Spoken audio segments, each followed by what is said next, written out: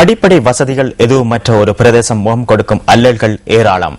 அவ்வாறு அன்றாடம் போராடிக் கொண்டிருக்கும் பெருந்தோட்ட தொழிலாளர்கள் வசிக்கும் குடியிருப்பு ஒன்றின் கதையே இது. ஊபா மாகாணத்தின் கந்தகெட்டிய பிரதேச செயலாளர் பிரிவுக்குட்பட்ட புதுமலை தோட்டம் லெஜர்வத்தை 2வது பிரிவில் உள்ள மக்கள் அடிப்படை தேவைகள் எதுவுமற்ற நிலையில் வசிக்கின்றனர்.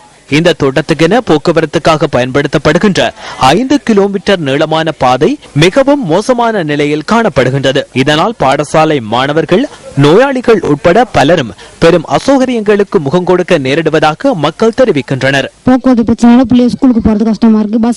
பஸ் கொடுத்த பாடல. நாங்க ஹாஸ்பிட்டலுக்கு போனாலும் சரியான தூரம், பிள்ளைகளுக்கு வருத்தம்னா டக்குனு ஹாஸ்பிட்டல் கூட்டி போகலாது. அங்க போனா டாக்டர் இல்ல.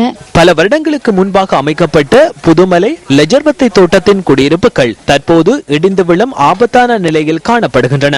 வீடு தான் ரொம்ப பிரச்சனையா இருக்கு. மழை பெஞ்சா சின்ன பிள்ளைகளை வச்சுக்கிட்டு இருக்கலாம். நான் ஒரு ஆள் வேலை செய்யறேன்.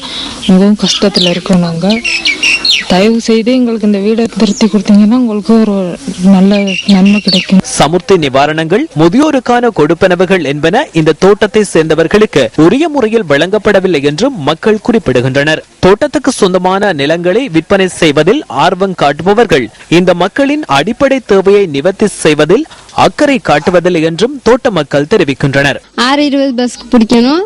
அது பிடிக்காட்டே அங்கிட்டு நடந்து போகணும். எங்க ஸ்கூல் சானியா தமிழ் மகா வித்தியாலயம் 12 கிலோமீட்டர். அன்றைக்கு வர்றதுக்கும் லேட் ஆயிரும். 5:30 ஆயிரும். வந்து படிக்கவும் கஷ்டம். அடிப்படை வசதிகள் இல்லாத எங்கள்கிட்ட ஊரு போக்குவரத்து வசதி முக்கியமா இல்ல. எங்க ஊர் பின்தாங்கி இருக்கிறதுக்கு போக்குவரத்து வசதியும் முக்கியமான விஷயம். அடிப்படை பிரச்சனைகள் தீர்க்கப்பட்டு துயரங்களற்ற ஒரு வாழ்வு மலரும் என காத்திருக்கின்றனர் புதுமலை லெஜர்வத்தை தோட்ட மக்கள்.